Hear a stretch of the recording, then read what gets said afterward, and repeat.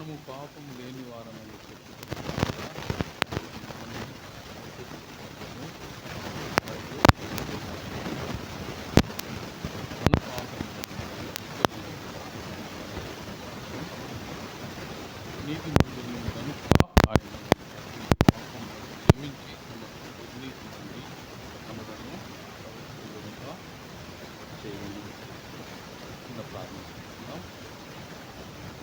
సర్వాధికారి సర్వోన్నతమైన వాక్యాన్ని చదువుతున్నాం. మిమ్మల్ని ఆరాధించే గొప్ప భాష శిష్యులు మీ వాక్యంలో చదువుతున్నాం. మీ సన్నిధిలో మీ వాక్యం కొరకు మేము వేసుకుంటుండగా మీరే మాతో మాట్లాడండి. మాకు కావాల్సిన మాటలు మీరే అందించి ముందున్న సమయం అంతట్లో నన్ను బలపరిచి నా నోట మీ మాటలు గురించి నన్ను మరుగుపరిచి మీరే మీ నుండి సహాయం చేయాలని మా రక్షకుడు విమోచకుడు నేను యేసుక్రీస్తునామములో ప్రార్థించి వేడుకుంటున్నాం.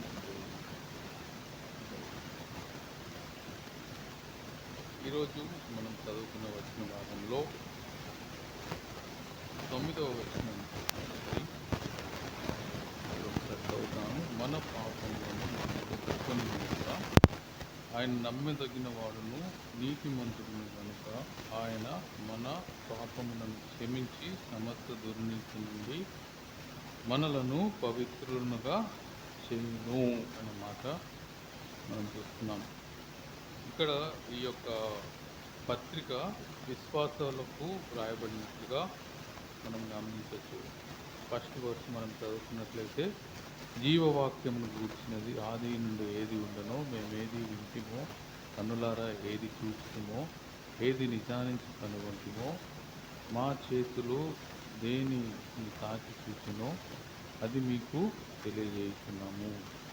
ఈ జీవము ప్రత్యక్షమాయను తండ్రి యొద్ద నుండి మాకు ప్రత్యక్షమై ఈ నిత్య జీవమునకు మేము చూచి ఈ జీవమును గురించి సాక్ష్యమిస్తూ దానిని మీకు తెలియపరుచుతున్నాము అనే మాట మనం చూస్తాం.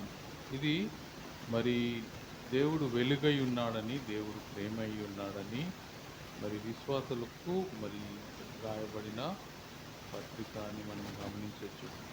ఇందులో ఏం రాయబడుతుందంటే మనము పాపము చేసిన ఎడల ఒప్పుకొనిన ఎడల ఆయన నమ్మదగిన వాడు పాపమును క్షమించి సమస్త దుర్నీతి నుండి పవిత్రులుగా చేయును అనే మాట మనం చూస్తున్నాం. ఈ వచనంలో నుండి నేను ధ్యానం చేసినప్పుడు మరి వ్యక్తిగతంగా నేను మేలు పొందాను. నేను నాకు దేవుడు దయచేసిన తలంపుని బట్టి కొన్ని విషయాలు 3 సంగతులుగా ఒక వచనాన్ని ధ్యానం చేయాలని ఆశిస్తున్నాను. మొదటిది పాపము అనే మాట మనం చూస్తాం కదండి. మనము మన పాపములను మనము ఒప్పుకొనిన యెడల, ఈ వచనంలో మనం గమనించి చూసినట్లయితే you can see the process of sanctification. లేక ఒక విశ్వాసి ఏ విధంగా పవిత్రపరచబడతాడో ఈ వచనంలో రాయబడింది. This is our daily experience కదండి. విశ్వాసులంగా మన అనుదిన అనుభవం ఏంటిదంటే మన పాపములను మనం ఒప్పుకుంటే దేవుడు క్షమిస్తాడు, మనల్ని పవిత్రులుగా చేస్తాడు.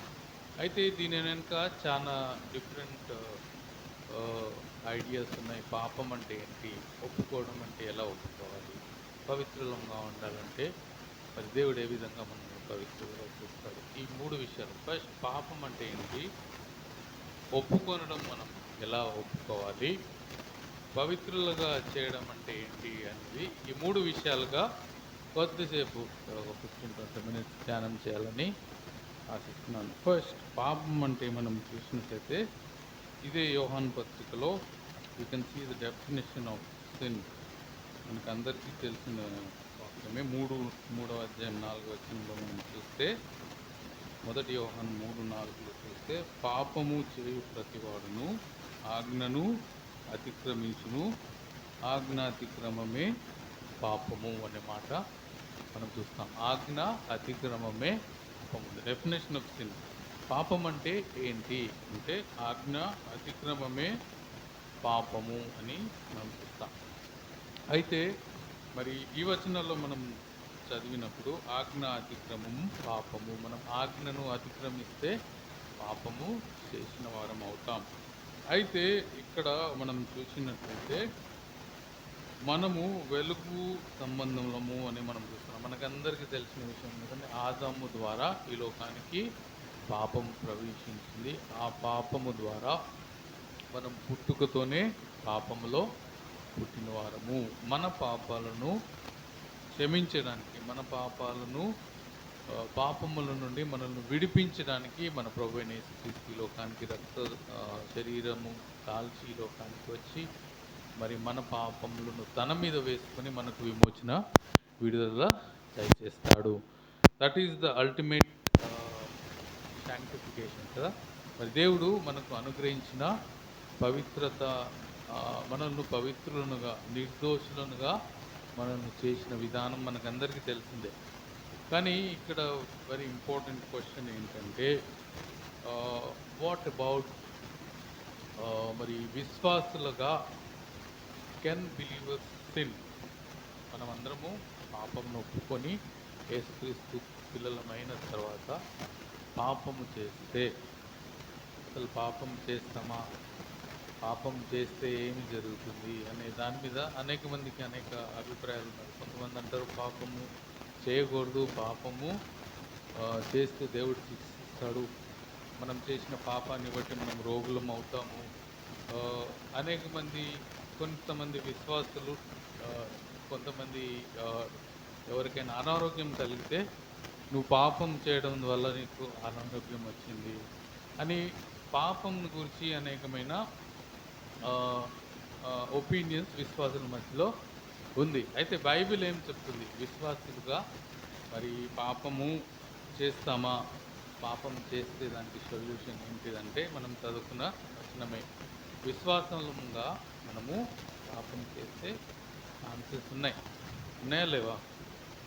ఉన్నాయి. బైబిల్లో రాయబడి ఉంది ఏంటంటే ఆజ్ఞాతిక్రమమే పాపము.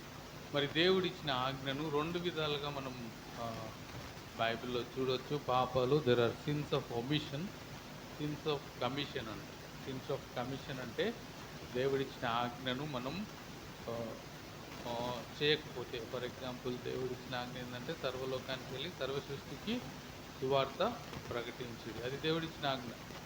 ఒకవేళ మనం సువార్త ప్రకటించకపోతే మరి దేవుని ఆజ్ఞను పాటించట్లేదు కాబట్టి అది those are sins of commission. దేవుడు మరి పాపము చేయొద్దు అని వేటి విషయమైతే మనకు సూటిగా మనకు రాసి ఉంచాడో వాటిని మనం చేయకపోతే అది పాపము. ఆజ్ఞ అతిక్రమమే పాపము. విశ్వాసంగా మనం కూడా పాపం చేస్తాం. అయితే those are sins of commission. కొన్నిసార్లు there are sins of omission. Sins of omission అంటే దేవుడు చేయొద్దు, లేకపోతే కొన్ని విషయాలు మనం చేయకపోవటం ద్వారా పాపం చేసిన వారం అవుతాం. కొన్ని విషయాలు మనం చేయకపోవటం ద్వారా, ఫర్ ఎగ్జాంపుల్ దేవుని సన్నిధికి రాకపోవటం వల్ల, లేక ప్రార్థన చేయటం కూడా పాపమైంది. చేయకపోవడం, sorry, when we do not pray, when we do not come in to the presence of God, వాటిని సిన్స్ ఆఫ్ ఒమిషన్ అంటాం. మనము చేయని వాటిని బట్టి మనం పాపం చేసినట్లయితే సిన్స్ ఆఫ్ ఒమిషన్ అంటాం. ఫర్ ఎగ్జాంపుల్ ప్రార్థన చేయకపోవడం, మరి మనల్ని మనం సపరేట్గా దేవుని పిల్లలుగా మనం చేయలేని వాటిని బట్టి సిన్స్ ఆఫ్ ఒమిషన్ అంటారు. సో ఈ రెండు రకాలుగా పాపాలు అందరూ చేస్తారు. అయితే మరి పాపం గురించి మరి బైబిల్ గ్రంథంలో ఇక్కడ ఏముందంటే, ఫర్ ఎగ్జాంపుల్ మనం 8th verseలో మనం చూసినట్లయితే 1 John 1:8, మనము పాపము లేని వారమని చెప్పుకొనిన ఎడల మనలో మనమే మోసపుచ్చుకొందుము మరియు మనలో సత్యం ఉండదు అనే మాట మనం చూస్తున్నాం. ఇక్కడ మరి పత్రిక రాసిన మరి వారు మనం చూసినట్లయితే 1st verseలో మనం చూస్తే మీకు తెలియజేస్తున్నాము, మేము చూచినది మీకు తెలియజేస్తున్నాము అని విశ్వాసులైన వారు, యేసుక్రీస్తుని చూచిన వారు మేము చూచింది మీకు తెలియజేస్తున్నామని యోహాను భక్తుడు రాస్తున్నాడు. సో మనము అన్నప్పుడు యోహాను ఈజ్ ఇంక్లూడింగ్ విశ్వాసులు కూడా కదా. మనము పాపం చేసిన ఎడల, మనము అనే మాట అంటే ఎవరు పాపం చేసిన వారు? మనలో పాపం లేదని మనం చెప్పుకుంటే మనము మనల్ని మనము మోసపుచ్చుకుంటున్నామని ఇక్కడ మాట ఉంది. అయితే మూడో అధ్యాయంలో ఇంకొక మాట మనం చూడొచ్చు. 3వ అధ్యాయంలో 9వ వచనం. ఇదే మొదటి యోహాను పత్రిక 3వ అధ్యాయము 9వ వచనంలో మనం చూస్తే, దేవుని మూలంగా పుట్టిన ప్రతి వానిలో ఆయన బీజము నిలుచును గనుక వాడు పాపము చేయడు. వాడు దేవుని మూలంగా పుట్టినవాడు గనుక పాపము చేయజాలడు అనే మాట మనం చూస్తాం. అది క్లియర్ కాంట్రడిక్షన్ కదండి. మొదటి అధ్యాయంలోనేమో మనము పాపం చేసిన ఎడలా అని రాయబడింది. మరి 3వ అధ్యాయంలో పాపము చేయజాలడు, అతనిలో పాపం ఉండదు అని రాయబడింది. అయితే దీని అర్థం ఏంటి? మరి is it a contradiction or మరి ఆథర్ ఏమి చెప్పాలని ప్రయత్నిస్తున్నాడని ఆలోచన చేసినప్పుడు ఈ రెండు వేరు వేరని మనం గమనించాలి. Those two are not same. First అధ్యాయంలో మనము పాపము చేసిన ఎడల అని చెప్పిన మాట, అయితే 3వ అధ్యాయంలో మీలో పాపం ఉండదు అని చెప్పిన మాట రెండు డిఫరెంట్ మీనింగ్స్ అని మనం గమనించాలి. ఇంగ్లీష్ వర్షన్లో మనం చూసినట్లయితే 3వ అధ్యాయంలో రాయబడినది ఏంటంటే, ఏమని రాయబడింది తెలుగులో? గనుక వాడు పాపం చేయడు అని రాయబడింది కదా. మనము దేవుని బీజము కనుక వాడు పాపము చేయడు అని రాయబడింది. అయితే ఇంగ్లీష్ వర్షన్లో మనం గమనించినట్లయితే he cannot continue in sin అని ఉంది. కొన్ని మూల భాషలో ఏం రాయబడిందంటే, యేసుక్రీస్తులో పుట్టినవాడు పాపములో నిలిచి ఉండడు. సో 3వ అధ్యాయంలో రాయబడిన మీనింగ్ ఏంటంటే, విశ్వాసిలో పాపము ఉండదు అనే దానికి మీనింగ్ ఏంటంటే, విశ్వాసి పాపములో నిలిచి ఉండడు. అయితే విశ్వాసి ఏం చేస్తాడు? అదే మళ్ళా ఫస్ట్ అధ్యాయంలో ఉన్నది, విశ్వాసి అనుదినం చేస్తాడు. ఏం చేస్తాడు? పాపాన్ని ఒప్పుకొని తర్వాత దాన్ని ఒప్పుకొని నీతిమంతులుగా తీర్చబడతాడు అనే మాట మనం చూస్తున్నాం. సో ఈ రెండింటికి కాంట్రడిక్షన్ ఏంటంటే, అనేక చోట్ల రాయబడింది బైబిల్లో, మరి విశ్వాసి కెన్ నో లాంగర్ సిన్, విశ్వాసి ఇంకా పాపము చేయజాలడు అనే మాట రోమిల్కి రాసిన పత్రికలో కూడా రాయబడింది. వాటన్నిటికీ అర్థం ఏంటంటే, విశ్వాసి పాపంలో నిలిచి ఉండడు అనే మాట మనం చూస్తాం. కొంతమంది హెబ్రీలకు రాసిన పత్రికలో ఒక మాట తీసుకొని, మరి హెబ్రీలకు రాసిన పత్రిక 10వ అధ్యాయం 26వ వచనంలో కూడా ఒక మాట రాయబడింది పాపం గురించి. మరి విశ్వాసులు పాపం చేసినప్పుడు ఈ వచనాన్ని చాలామంది చూపిస్తూ ఉంటారు. హెబ్రీస్ చాప్టర్ 10 వర్స్ 26, హెబ్రీలకు రాసిన పత్రిక 10వ అధ్యాయం 26వ వచనంలో మనం గమనించి చూసినట్లయితే, హెబ్రీస్ చాప్టర్ 10 వర్స్ 26లో, హెబ్రీ 10:26 వచనము, హెబ్రీలకు రాసిన పత్రిక 10వ అధ్యాయం 26వ వచనం నేను చదువుతున్నాను. మనము సత్యమును గూర్చి అనుభవ జ్ఞానము పొందిన తర్వాత బుద్ధిపూర్వకముగా పాపం చేసిన యెడల పాపమునకు బలి ఇకను ఉండదు, కానీ న్యాయపు తీర్పునకు భయముతో ఎదురు చూచుటయు విరోధులను దహింపుకోవు తీక్షణమైన అగ్నియు ఇకను ఉండును అనే మాట మనం చూస్తాం. ఇక్కడ ఒక పాపం కనిపిస్తుంది. అదేంటిదంటే, బుద్ధిపూర్వకముగా పాపము చేసిన యెడల అనే మాట మనం చూస్తాం. మరి ఈ పాపం ఏంటి అని మనం గమనించి చూసినట్లయితే, హెబ్రీలకు రాసిన పత్రిక 10:26వ అధ్యాయంలో రాయబడిన పాపము బుద్ధిపూర్వకంగా పాపము చేయుట అనేది ఇది విశ్వాసులకు సంబంధించినది కాదు అని మనం గమనించాలి. విశ్వాసి, ఎందుకంటే బైబిల్లో రాయబడింది ఏంటంటే, విశ్వాసి అనేవాడు పాపము చేయడు అని అనేక చోట్ల రాయబడింది, ఎ బిలీవర్ కెనాట్ సిన్. అయితే బుద్ధిపూర్వకంగా పాపము చేయడం అనే ఈ వచనము ఎవరికి సంబంధించిందంటే, ఏప్రిల్కి రాసిన గ్రంథకర్త is writing to the juice.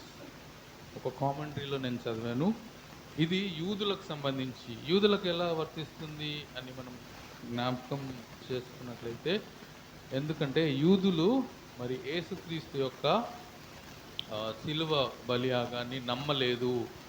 యేసుక్రీస్తు వారి ఎదుటనే చనిపోబడి వారి పాపముల కొరకు యేసుక్రీస్తు చనిపోయాడని వారు నమ్మకుండా, బుద్ధిపూర్వకంగా వారు తెలుసుకొని కూడా, యేసుక్రీస్తు యొక్క మరణ పునరుద్ధానమును చూసి కూడా యేసుక్రీస్తుని నమ్మని వారై బుద్ధిపూర్వకంగా పాపము చేసిన వారుగా ఉన్నారనేది ఈ యొక్క వచనము యూదులకు చెందింది అనే మాట మరి బైబిల్ పండితులు చెప్తుంటారు. So this also does not apply to believers. మరి బిలీవర్స్ బుద్ధిపూర్వకంగా పాపం చేయరు. ఒకవేళ విశ్వాసి పాపము చేస్తే పాపములో నిలిచి ఉండడు. ఎక్కడైతే విశ్వాసి పాపము చేయడు అనే రాయబడి ఉందో అక్కడ పాపములో నిలిచి ఉండడు అని మనం అర్థం చేసుకోవడం మనకు అది బైబిల్ ప్రకారమైనది అని మనం గమనించాలి. ఏ విధంగా అయితే మనం పంది గొర్రెకి డిఫరెన్స్ తెలుసు కదా, ఒక పందిని తీసుకెళ్ళి బురదలో వేస్తే ఇట్ విల్ ఎంజాయ్.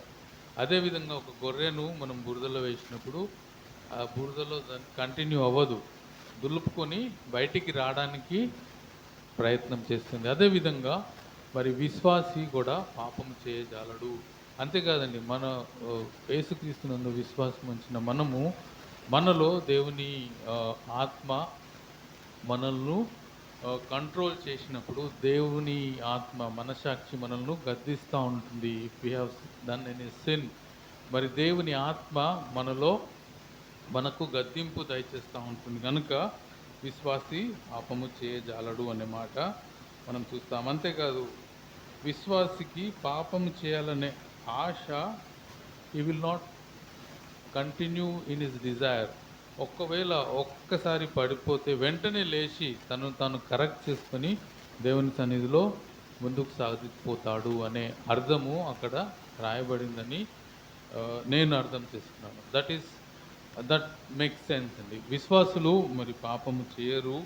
మరి పాపంలో పడిపోతే వెంటనే they will correct themselves and they will come back to Jesus, లేక తండ్రి యొద్దకు తిరిగి వస్తారు అనే మాట మనం చూస్తాం. సో ఇది మరి పాపము గురించిన కొన్ని తలంపులు. Next thing is confession. పాపమును ఒప్పుకొని ఎడల అనే మాట మనం చూస్తాం. మన పాపములను మనం ఒప్పుకొని ఎడల. సో పాపం అనేది ఆజ్ఞ అతిక్రమమే పాపం అని మనం చూస్తాం. మరి బిలీవర్స్ అందరూ పాపం చేస్తారు. కాకపోతే బిలీవర్స్ వారి పాపాన్ని ఒప్పుకొని పవిత్రులుగా ఉండటానికి ట్రై చేస్తారు. ఆ విధంగా వారు జీవిస్తారు, పాపంలో కొనసాగరు. They will not continue in sin అనేది మనం గమనించి చూసాం. అయితే రెండవది ఒప్పుకొనడం. When we confess our sins, మనము అనేకసార్లు మన పాపాలను ఒప్పుకుంటాం కదండి. చాలాసార్లు మన పాపాలని ఒప్పుకుంటాం, కానీ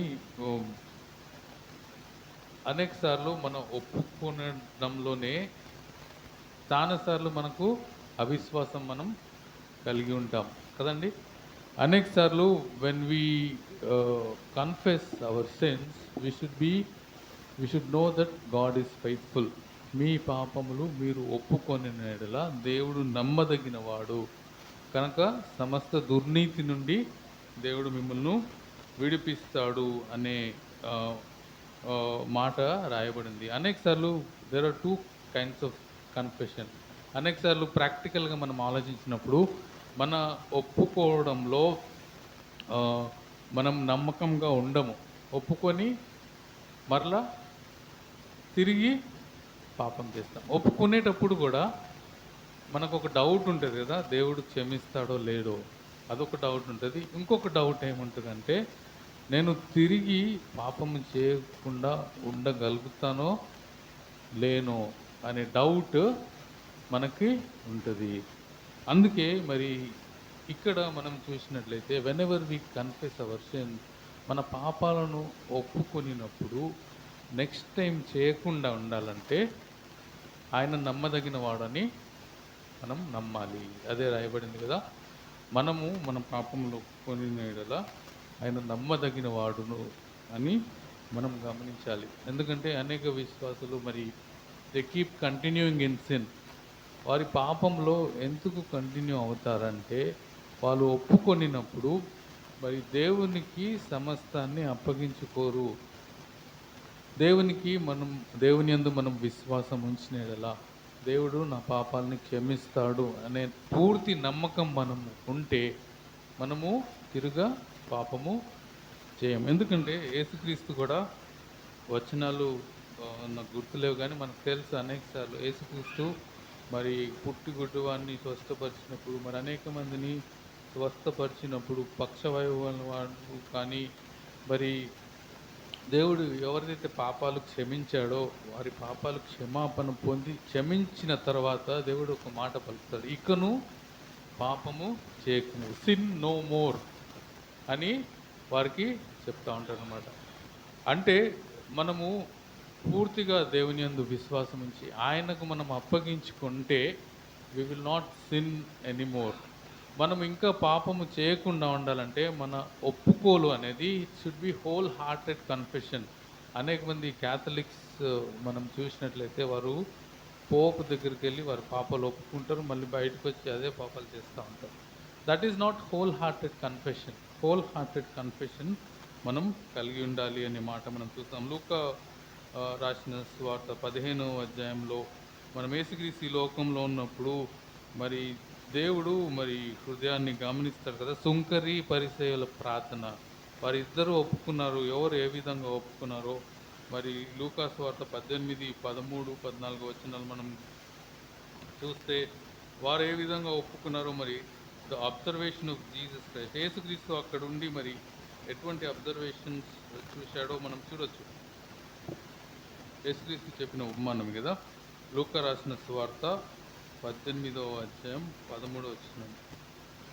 అయితే సుంకరి దూరముగా నిలిచి ఉండి ఆకాశము వైపు కన్నులెత్తుటకైనను ధైర్యము చాలక రొమ్ము కొట్టుకొనుచు, దేవా పాపినైనా నన్ను కరుణించుమని పలికెను. ఇక్కడ సుంకరి ఒప్పుకుంటున్నాడు తన పాపాన్ని. అతనికంటే ఇతడు మనం పరిసయ్యుని అనుభవం మనం చూస్తే పరిసయ్యుడు నిలవబడి, దేవా నేను చోరులను అన్యాయస్తులను వ్యభిచారులనైన ఇతరుల మనుషుల వలనైనను ఈ సుంకరి వలనైనను ఉండనందుకు నీకు స్థుతులు చెల్లించున్నాను అనే మాట మనం చూస్తాం. ఇక్కడైతే సుంకరి ఒప్పుకుంటున్నాడు, పరిసయ్యుడు అయితే ఒప్పుకోవట్లేదు. పరిసయ్యుడు ఒక వేషధారిగా ఉంటున్నాడు. అయితే మరి సుంకరి యొక్క ఒప్పుకోళ్ళు మనం చూసినట్లయితే రొమ్ము కొనుక్కుంటూ హి వాజ్ రిపెంటింగ్. నిజమైన పశ్చాత్తాపము అతని జీవితంలో మనం కనిపిస్తుంది. అంతేకాదు తప్పిపోయిన కుమారుడిని గురించి కూడా ఆ యొక్క ఉపమానంలో ఏం ఉంటుందంటే బుద్ధి వచ్చినప్పుడు అని రాయబడి ఉంటుంది కదా. బుద్ధి వచ్చినప్పుడు బుద్ధి తెచ్చుకున్నాడండి. అనేకసార్లు మనం ఒప్పుకుంటాం కానీ బుద్ధి తెచ్చుకోం, మరలా అదే తప్పు చేస్తూ ఉంటాం. మనం ఒప్పుకొనినప్పుడు మనలో మనం బుద్ధి తెచ్చుకోవాలి, ఇది నేను తప్పు అని మనం పూర్తిగా గ్రహించినప్పుడు. మరి దావీదు కూడా తన పాపాన్ని ఒప్పుకుంటాడు కదండి. కీర్తనే రాశాడు, కీర్తనల గ్రంథం 51వ అధ్యాయంలో మనం చూస్తే దావీదు కూడా తన పాపాన్ని ఒప్పుకుంటాడు. సో రెండు విధాలైన మనం పాపాలను చూసాం. మరి ఒప్పుకోవడం కూడా హోల్ హార్టెడ్ కన్ఫెషన్, లేక బుద్ధి లేక రిపెంటెన్స్ లేకుండా చాలామంది కన్ఫెస్ చేస్తారు పాపాన్ని. ఏదో పైకి తన పాపాలని ఒప్పుకొనడం మనం చూస్తాం. సో రెండు రకాల ఒప్పుకోలు చూసాం. మనం ఒప్పుకొనినప్పుడు మరి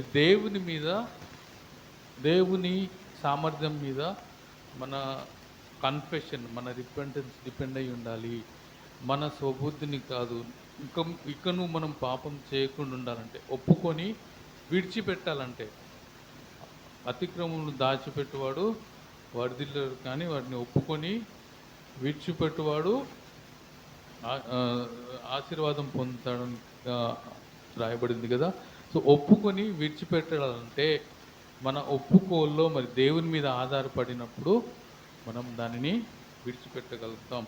ఆ విధంగా మనం 2 చూసుకున్నాం. మొదటిది పాపము.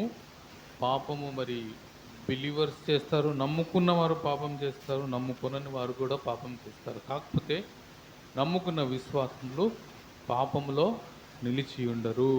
వారి పాపాన్ని వెంటనే ఒప్పుకుంటారు. దేవుని ఆత్మ మనల్ని గద్దిస్తూనే ఉంటుంది. It will not leave us until we confess. మన హృదయంలో ఉంచబడిన దేవుని ఆత్మ మరి ఆత్మను ఆర్పకుడి, ఆత్మను దుఃఖపరచుకుడి అని ఈ మాటలు మనం అనేక సార్లు చూస్తాం. మనం ఆత్మ సంబంధులుగా జీవించినప్పుడు మనలో పాపం ఉండదు. పాపమును మనం ఉంచుకోం, వెంటనే తుడిచేసుకుంటాం. ఎలాగైతే మరి యాకోబు రాసిన పత్రికలో మనం చూస్తాం కదా, అద్దములో మనల్ని మనం చూసుకొని మనలో మరక ఉంటే వెంటనే మనం కడుక్కుంటాం కదా. That is the nature of a believer. ఒక బిలీవర్ తనలో మరకలు పడినప్పుడు, తను పాపం చేసినప్పుడు, తను బలహీనపడ్డప్పుడు మరి వాటిని తుడుచుకుంటాడు. మరి పేతురు కూడా అల్ప విశ్వాసి అని దేవుడు చెప్తాడు కదా. మరి యేసుక్రీస్తును చూచినప్పుడు నీళ్ళల్లో నిలబడగలిగాడు. ఎప్పుడైతే ఈ లోకాన్ని చూశాడో మునిగిపో సాగినట్లుగా మనం చూస్తాం. So when we look at Jesus, యేసుక్రీస్తును చూస్తూ మన విశ్వాస రంగంలో ముందుకు వెళ్ళినప్పుడు మనలో పాపం ఉండదు, పాపము ఉండచాలదు అనే మాట నెరవేరుతుంది.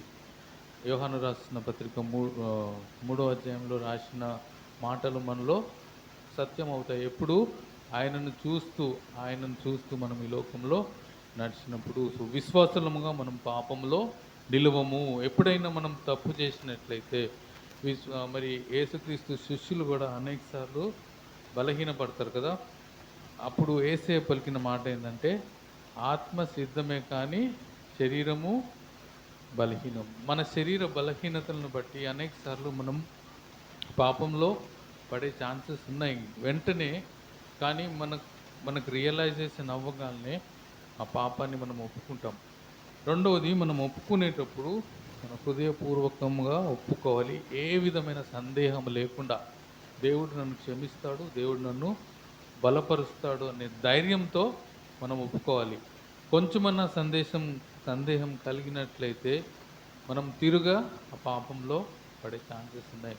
ఎందుకంటే అపవాది మరి ఎవరిని మింగుదునా అని తిరుగుతున్నాడు. వాడు చేసే పని ఇదే. మనము యేసుక్రీస్తులో మరి పరిశుద్ధముగా నిలవకుండా పాపంలో సారి పడిపోవాలని వాడు అనేకమైన సర్కమ్స్టాన్సెస్ మన చుట్టూ తీసుకొస్తాడు. సులువుగా చిక్కులు పెట్టు పాపంలో అనే పాట కూడా మనం చూస్తాం. విశ్వాసులే మరి చేసేది పాపాలు, సులువుగా చిక్కులు పెట్టు పాపాలు. అటువంటి పాపాల నుండి మనం విముక్తి పొందాలంటే మనం సరైన ఒప్పుకోలు కలిగి ఉండాలి. మూడవది కూడా ఉంది కానీ అది పెద్ద టాపిక్. దేవుని చిత్తం అయితే నెక్స్ట్ టైం చూద్దాం. దేవుడు మనల్ని పవిత్రులుగా చేస్తాడు. 3 టైప్స్ ఆఫ్ శాంక్టిఫికేషన్ మనం చూడొచ్చు. Positional sanctification, progressive sanctification, ultimate sanctification. అంటే జస్ట్ ఒక మాట చెప్పేసి నేను ముగిస్తాను. మనం యేసుక్రీస్తుని నమ్ముకున్నప్పుడు మనం పరిశుద్ధులుగా తీర్చబడతాం. తర్వాత ప్రోగ్రెసివ్, అది పొజిషనల్ శాంక్టిఫికేషన్. ప్రోగ్రెసివ్ శాంక్టిఫికేషన్ అంటే విశ్వాసములుగా అనుదినం మనం పవిత్రపరచబడాలి. తర్వాత అల్టిమేట్ శాంక్టిఫికేషన్ అంటే యేసుక్రీస్తు తిరిగి వచ్చినప్పుడు మనను ఫైనల్గా మనల్ని పరిశుద్ధులుగా చేస్తాడు అనే మాట మనం చూసాం. సో మొదటి యోహాను పత్రిక 1:7, 9వ వచనం మనం ధ్యానం చేసుకున్నాం. అందులో రాయబడిన 3 విషయాలు మనం ధ్యానం చేశాం. పాపము, మరి బిలీవర్స్ పాపం చేస్తారు, అన్బిలీవర్స్ కూడా పాపం చేస్తారు. అయితే విశ్వాసి అనేవాడు పాపంలో నిలిచి ఉండడు అనే కాన్సెప్ట్ మనం నేర్చుకున్నాం. రెండవది, మనం ఒప్పుకున్నప్పుడు మరి దేవుని శక్తిని నమ్ముకొని మనం ఒప్పుకోవాలి. మన యొక్క సామర్థ్యాన్ని కాదు, దేవుని శక్తిని మనం నమ్మినప్పుడు మరి దేవుడు మనల్ని పవిత్రులుగా చేస్తాడు. దేవుడు నమ్మదగినవాడు కనుక సకల దుర్నీతి నుండి మిమ్మల్ని పవిత్రులుగా చేయుననే మాట మనం చూస్తున్నాం. అటువంటి విశ్వాస జీవితం మనం కలిగి మరి దేవునిలో మరి ఎదుగులాగున ఆయన విశ్వాస జీవితంలో ముందుకు సాగడానికి దేవుడు మనకు సహాయము చేయనుగాక. ప్రార్థన చేసుకుందాం. తర్వాత మరి కుమార్ ఆంటీ కూడా మనకు పలహారం తీసుకొచ్చింది. ఆంటీ మరి దేవుడు దయచేసిన మంచి ఆరోగ్యాన్ని బట్టి దేవుని స్తుతిస్తూ అందరికి పలహారం తీసుకొచ్చిన తర్వాత దాని గురించి కూడా ప్రార్థన చేసుకుందాం. సర్వాధికారి సర్వోన్నతునికి మా గొప్ప దేవ, మా యొక్క జీవితాల్లో మీరు చేసిన మేలన్నింటిని బట్టి మీకు స్తోత్రాలు చెల్లిస్తున్నాం. అయ్యా మరి కొద్దిమందిగా మీ సన్నిధిలో చేరి వచ్చి మీ వాక్యాన్ని వినడానికి, మీ సన్నిధిని మేము అనుభవించడానికి మీరు చూపిస్తున్న కృపను బట్టి మీకు స్తోత్రాలు చెల్లిస్తున్నాం ప్రభా. మేము బలహీనమే, అయితే నన్ను బలపరచువాని వాడు క్రీస్తు చేసిన సమస్తము చేయగలను అనే మాట మేము చూస్తున్నాం ప్రభా. అయితే 1 యోహాను 1:9 మేము ధ్యానించడానికి మమ్మల్ని బలపరిచినందుకు మీ స్తోత్రాలు అయ్యా. మరి మా పాపాలు మేము ఒప్పుకొని వాటిలో కొనసాగకుండా సహాయం చేయండి. ఒప్పుకొనడం కూడా ప్రభా మరి పూర్ణ హృదయంతో మీరు నమ్మదగిన వారు అని నమ్మి మీ యొక్క సామర్థ్యాన్ని బట్టి మేము ఒప్పుకోవడానికి మాకు సహాయం చేయండి. చేరి వచ్చిన ప్రతి ఒక్కరిని బట్టి సంఘంలో ఉన్న అక్కర్ల అవసరాన్ని బట్టి మీ సన్నిధిలో ప్రార్థన చేస్తున్నాం. మరి కోటేశ్వరమ్మ అంటే జ్ఞాపకం చేసుకోండి, కిడ్నీ ప్రాబ్లమ్స్ నుంచి విముక్తి దయచేయండి. అలాగే వెంకటేష్, సీతారామయ్య, రాఘేంద్రమ్మ, ఉమాదేవి కుటుంబాలను మీరు జ్ఞాపకం చేసుకోండి. వారికి సహాయం చేయండి, వారికి ఆరోగ్యం దయచేయండి, వారిని బలపరచండి. మరి రమేష్ అన్న కొరకు ప్రార్థన చేస్తాం, మీరు సహాయం చేయండి ప్రభా.